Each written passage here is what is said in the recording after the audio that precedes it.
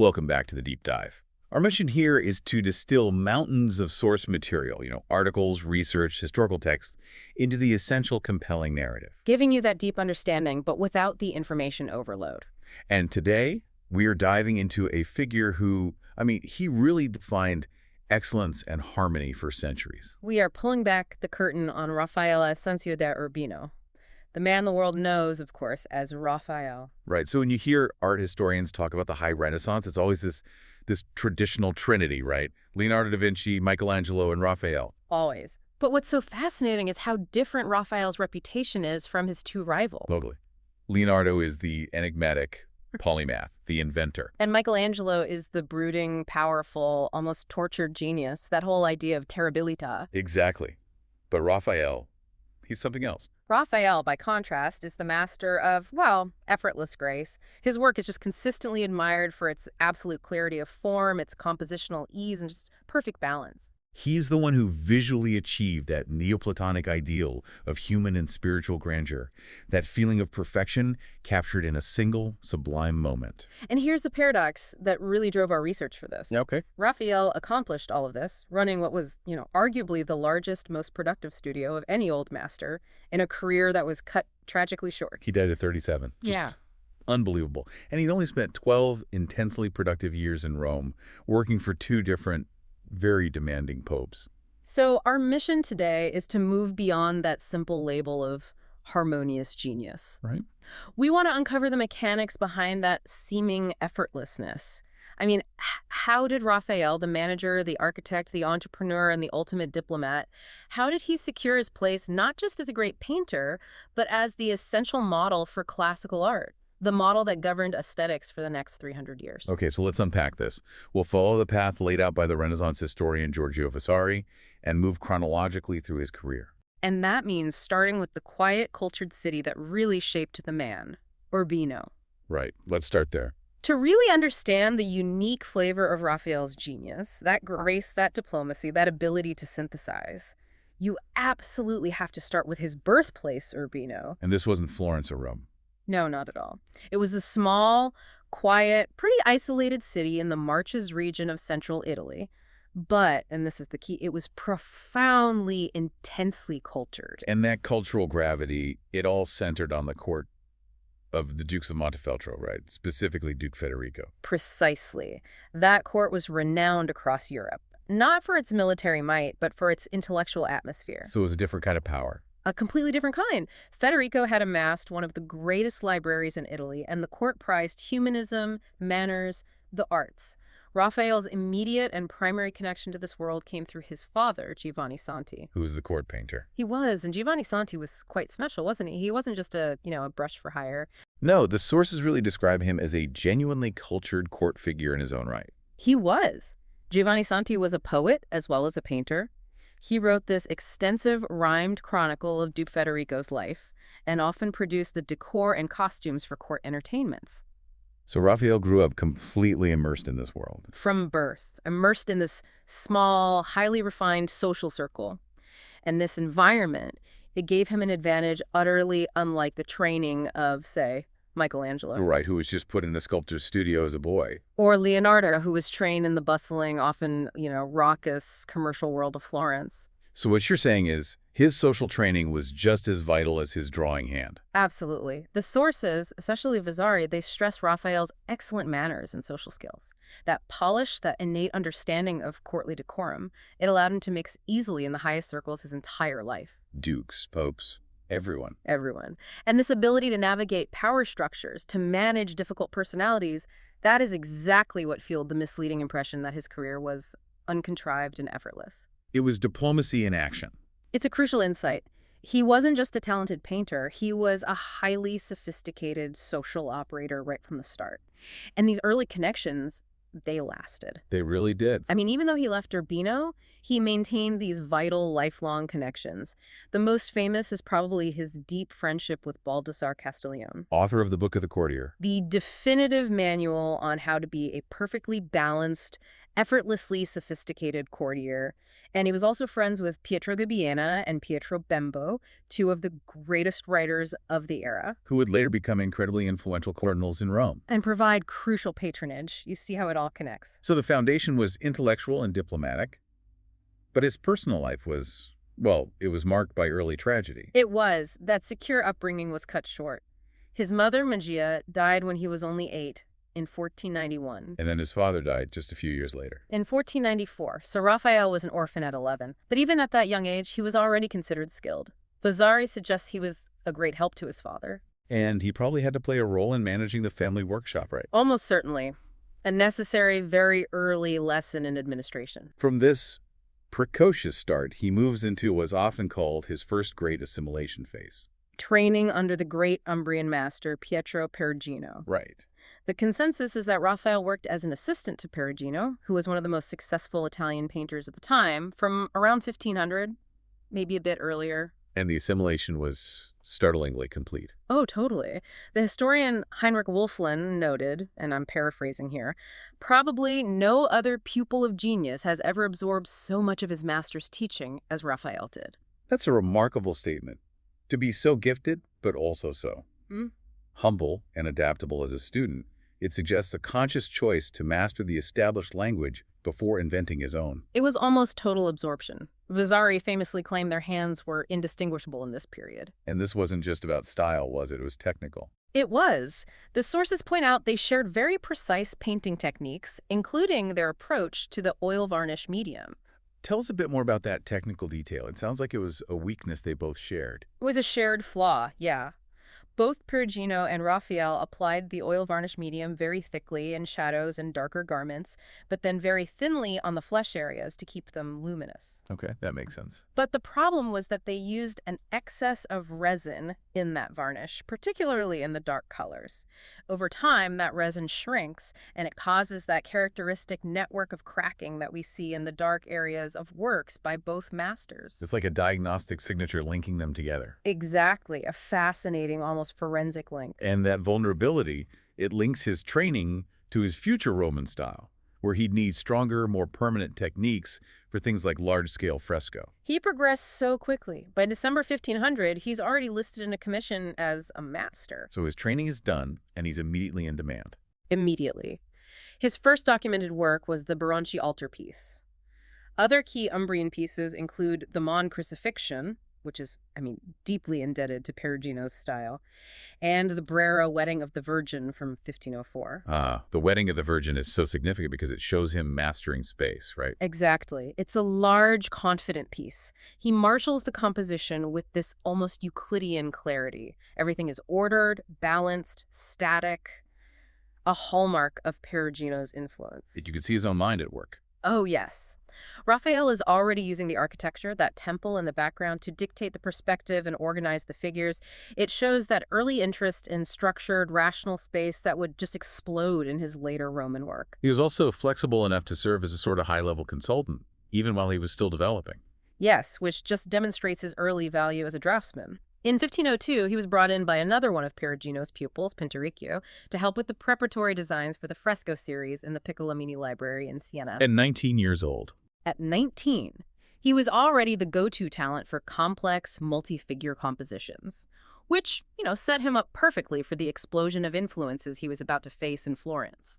So Raphael's move to Florence kicks off this 4-year catalyst phase of his career, starting around 1504. And he wasn't just a static resident, he was traveling, but Florence was the center of gravity. It was the cutting edge. He knew exactly what he was doing. He arrived with a letter of recommendation from Giovanna Feltria della Rovere, the mother of the next Duke of Urbino. And the letter specifically says he's going to Florence to study the great masters. It does, and crucially, that letter again highlights his social value.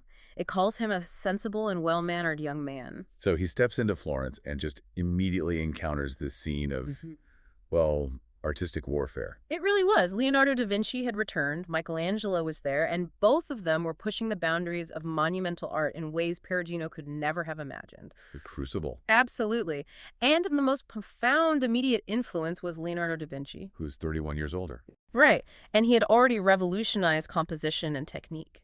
So how did Leonardo's work immediately transform Raphael's figures? What's the first thing you see? Movement. Raphael's figures gain this incredible complexity and dynamic movement.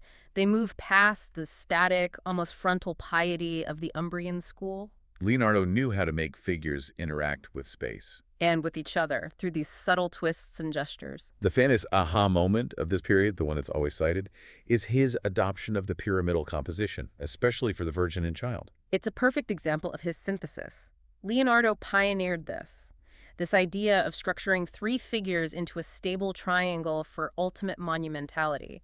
Raphael saw this, and he adopted it immediately. You see it in works like the Madonna of the Meadow or the Madonna of the Goldfinch? Yes, but he refined it. He didn't just copy it. How did he refine it? Well, Leonardo often bathed his figures in this deep atmospheric gloom, his signature sfumato, which obscures detail to give an impression of depth. Right. Raphael adopted his own version of sfumato for the subtle modeling of flesh, giving his figures dimension, but he layered it over the soft, clear, even light he'd inherited from Perugino. So he achieves the structural drama of Leonardo without losing the clarity and purity of Umbria. He merged monumentality with light. It was genius. That ability to just combine the best parts of conflicting styles is really the definition of his genius, isn't it?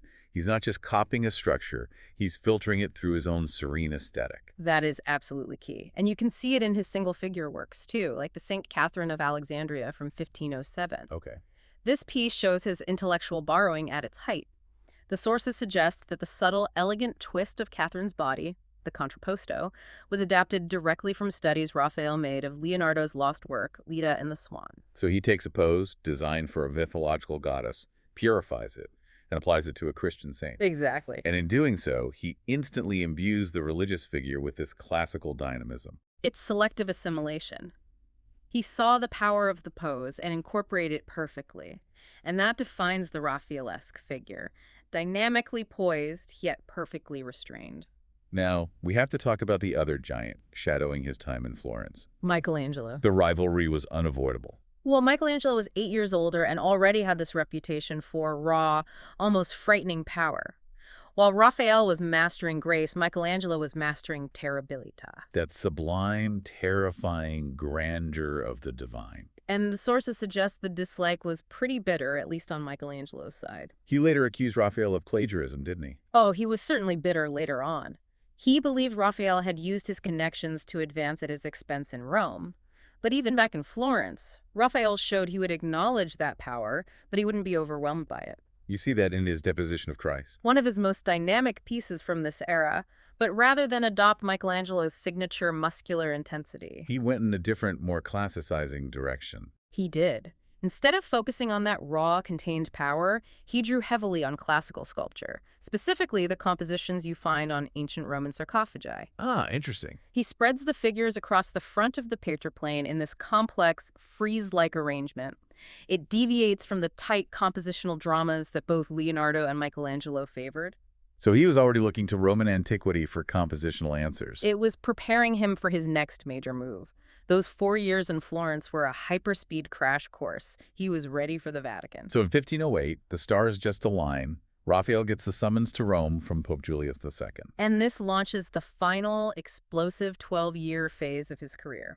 It wasn't just a career move. It was a transition into monumental art and direct papal patronage. The invitation likely came through Donato Bramante, right? The architect of the new St. Peter's. Yes, who was from near Urbino and was a relative. The trust in Raphael was immediate and profound. Unlike Michelangelo, who was commissioned for the Sistine Chapel ceiling, a massive but singular task, Raphael was immediately given this huge, multi-room, multi-year project. Frescoing the Pope's private library, the famous stands. And this project was loaded with political weight. Julius II was essentially using Raphael to obliterate history. What do you mean by that? Well, the rooms Raphael was hired to paint, They had just been painted for Julius's predecessor, Alexander VI. The hated Borgia Pope. Exactly. Julius II was determined to erase every single trace of the Borgia family's influence. So Raphael's assignment was one of monumental political effacement. And he did it with a brilliance that made the erasure an act of new creation. That's a perfect way to put it. The first room he completed, the Stanza della Sfumatura, is universally considered his definitive masterpiece. It contains the School of Athens, the Parnassus, and the Disputa. And the impact on Rome was just seismic. This room demonstrated his full maturation. I mean, he defined the visual language of the High Renaissance. The success was so great that Julius II immediately dismissed other established artists, Signorelli, even his own former master, Perugino, to give Raphael total control over all the subsequent rooms. And while he's working on these, he's also clearly grappling with the daunting force of Michelangelo. Who is right next door, painting the Sistine Chapel ceiling. The pressure must have been immense. And Raphael rose to the challenge magnificently. Vasari claimed that Bramante secretly let Raphael into the chapel while Michelangelo was working so he could absorb the power of those dynamic, heroic figures. And you can see the influence, but again, he synthesizes it completely. Completely. Take the School of Athens. He took Michelangelo's power, the muscularity, the heroic scale, and integrated it into his own system of order. It's not just a collection of famous philosophers. No, it's a visual expression of intellectual harmony. The composition is structured by perfect Euclidean geometry. The architecture recedes faultlessly to the central vanishing point, uniting Plato and Aristotle. Every figure is dynamically posed, yet perfectly balanced and integrated into the whole. And this is where we have to connect back to that concept you mentioned earlier, the Neoplatonic ideal of human grandeur. Yes. The stands are the ultimate visual demonstration of Neoplatonism in art. The room was the Pope's library, organized around the 4 pillars of learning: theology, philosophy, poetry, and justice. And Neoplatonism sought to reconcile classical wisdom with Christian doctrine, arguing that there was a perfect underlying harmony in the universe, and Raphael's frescoes visually achieved that ideal. His figures are idealized, grand, supremely rational. They embody perfect clarity in a perfectly ordered universe. And his execution achieved that high courtly standard defined by his friend Castiglione. The Prestigiation, which is often translated as nonchalance, but it's really about concealed artistry. The ability to do something incredibly difficult while making it look natural and effortless. And that's what his compositions feel like. They do. They involved dozens of preparatory drawings and detailed studies, but they appear to have been created with this divine, untroubled ease. That was the ultimate social and artistic complement in the High Renaissance.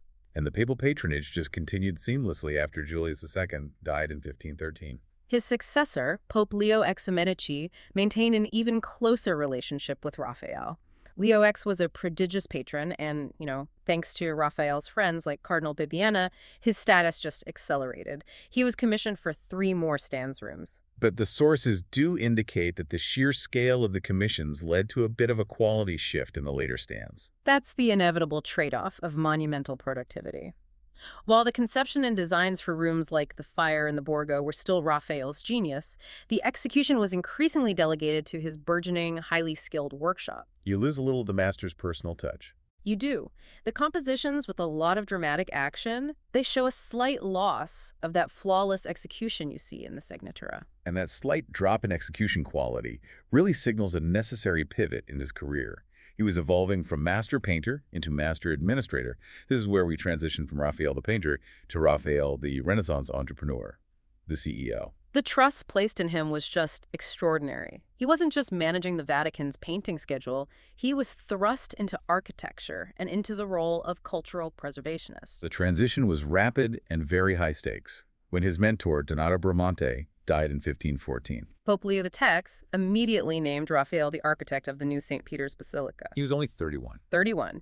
It shows the immense diplomatic trust and respect he commanded. He was viewed not just as an artist, but as a reliable, capable administrator. But how did he, a painter, convince the Pope he was qualified to replace the greatest architect in Italy? Well, he had that intellectual background from Urbino, and he was deeply steeped in classical texts.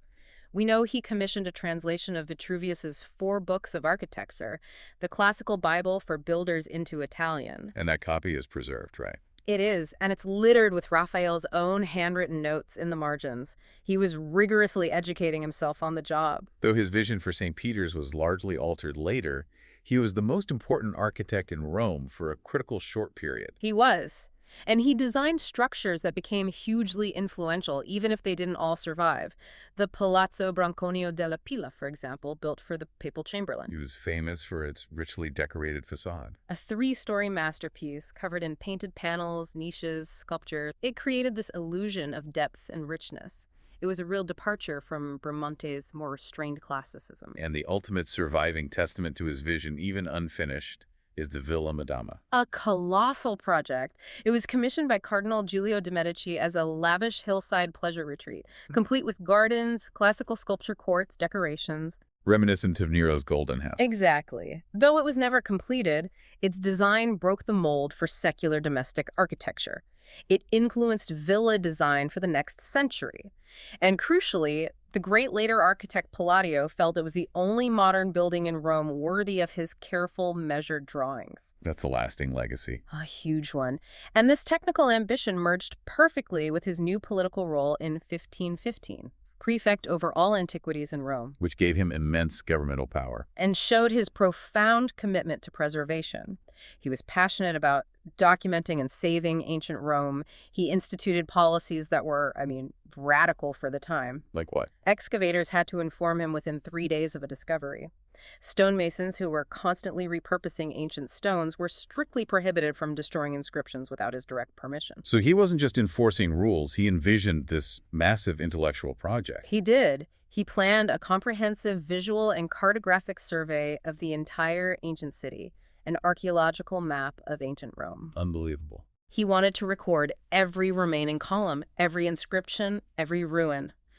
The sources reflect this collective grief when he died, noting that his death saddened men of letters because he couldn't finish it. He was a pioneer in archaeology as a serious, systematic discipline.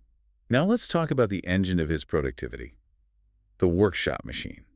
Vasari claimed he had up to 50 pupils and assistants. 50. How did he manage the logistical and human resources nightmare of a team that large and keep it harmonious? This is arguably his greatest feat of management. 50 people is huge, far exceeding the norm.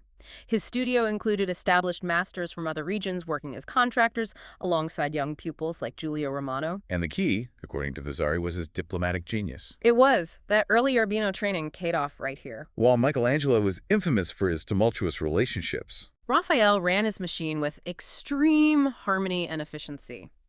He delegated ruthlessly but effectively. He allowed his most promising assistants, like Giulio Romano, significant freedom in executing his designs. That built loyalty and improved efficiency. He was the ultimate diplomatic manager. so this shifts his resources away from pure production to what one source called research and development. R&D in action.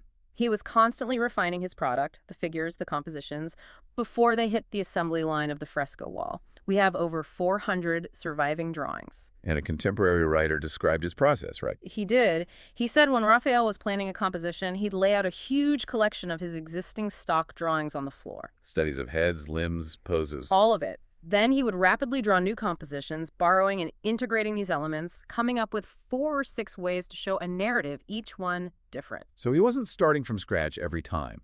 He was maximizing efficiency by reusing and refining components from this massive intellectual inventory. It was systematized creativity, his mastery of the preparatory process, using metal point, chalks, and the fascinating blind stylus technique.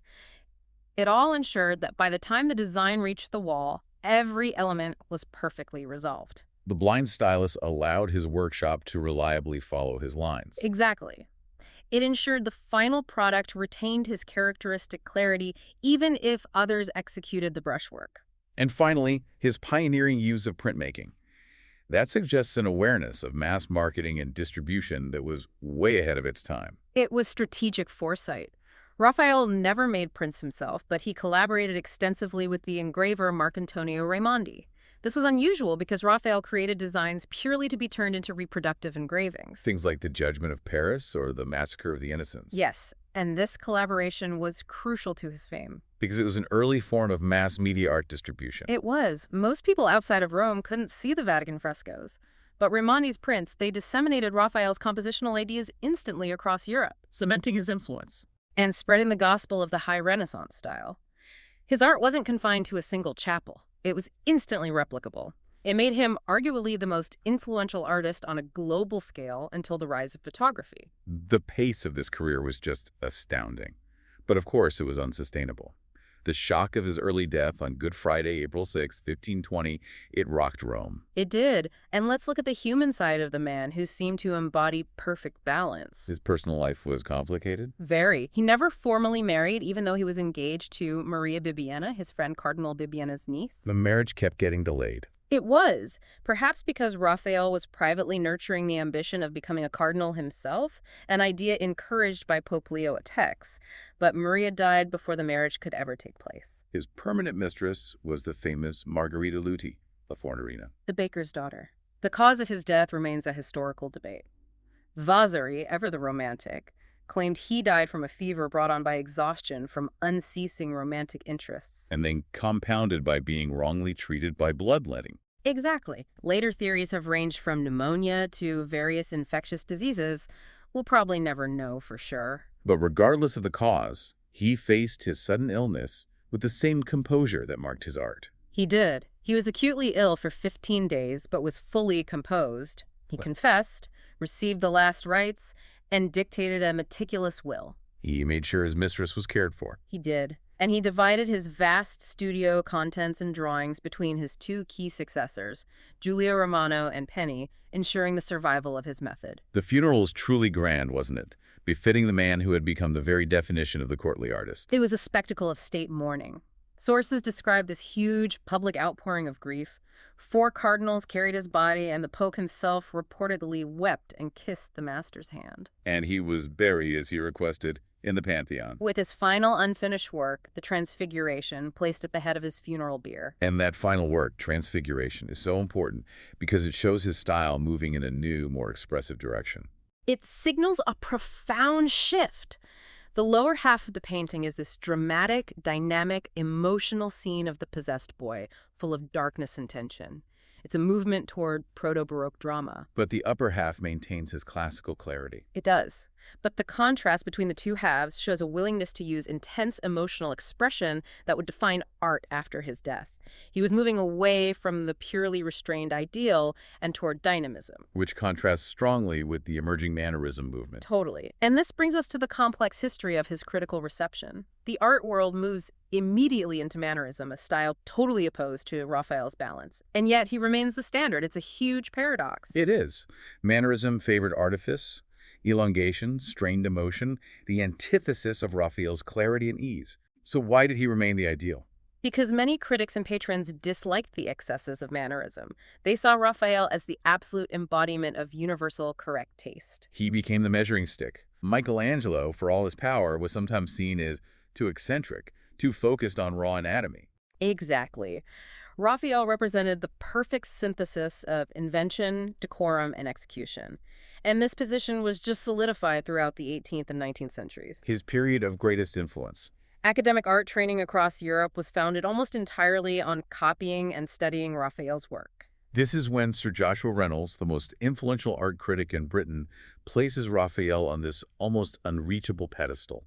Reynolds championed his simple, grave, and majestic dignity. He argued that Raphael is the first of all painters. He was the model for history painting, the highest possible genre. But history is a pendulum. The late 19th century brings the dramatic backlash. The pre-Raphaelite Brotherhood. And their rejection was explicit and highly charged. They chose their name specifically to reject what they saw as his baneful influence. They were heavily influenced by the critic John Ruskin, and they sought to return to the sincerity and detail of art that predated Raphael's high Renaissance formula. We should spend a moment on Ruskin's specific critique. How could perfection lead to decline? Ruskin's argument was philosophical. He said that the perfection in Raphael's Roman works marked the beginning of art's decline. Why? Because Raphael shifted the focus from thought and truth to execution and beauty. So once artists prioritize flawless technique over authentic emotion, the soul of art began to decay. That was his argument. Raphael's very excellence in drawing and management was seen as the institutionalization of artifice. That reframes the effortless genius as the problem itself. Yeah. The moment art became less about honest effort and more about academic polish. It's a powerful concept. And by the 20th century, Raphael's massive popularity certainly declined compared to the drama of Michelangelo or the enigma of Leonardo. It was a reaction against that sentimental academic art that had slavishly copied him. But the foundation remains. Absolutely. Art historians universally agree. The Ettlingers concluded that of all the great masters, Raphael's influence is the most continuous. He established the foundational visual grammar of Western art. And all later artists, whether they realized it or not, were reacting against it. Okay, so we've traced the evolution of Raphael from the polished, diplomatic boy of Urbino through that hyperspeed assimilation in Florence to his triumphant career in Rome as chief architect, antiquarian, and CEO of the greatest workshop machine of the Renaissance. The core takeaway here is his unparalleled genius for synthesis. He didn't just borrow elements. He absorbed and refined them, creating a harmonious style that visually expressed the Neoplatonic ideal. And crucially, his ability to manage that massive team and his patrons with grace.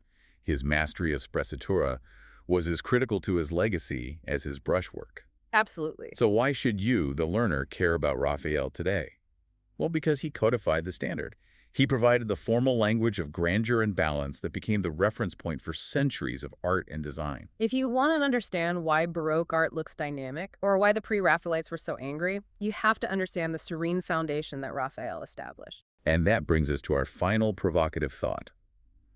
We noted that his final, unfinished masterpiece, the Transfiguration, showed a clear, exciting movement toward a more dynamic, emotional proto-Baroque style. But simultaneously, his other final, most ambitious project was purely academic and historical, creating that comprehensive archaeological map of ancient Rome.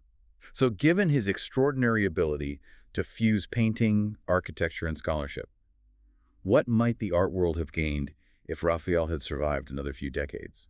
Could he have truly fused the roles of painter, architect, and chief antiquarian to produce a comprehensive single-vision history of the Eternal City? Perhaps even defining the Baroque style itself with the same classical restraint that marked his Renaissance triumph. It's the ultimate counterfactual, the master of balance, poised between his own sublime past and the dramatic, powerful future of art. And cut down before he could choose. That is a deep dive into the very definition of artistic excellence. Thank you for joining us.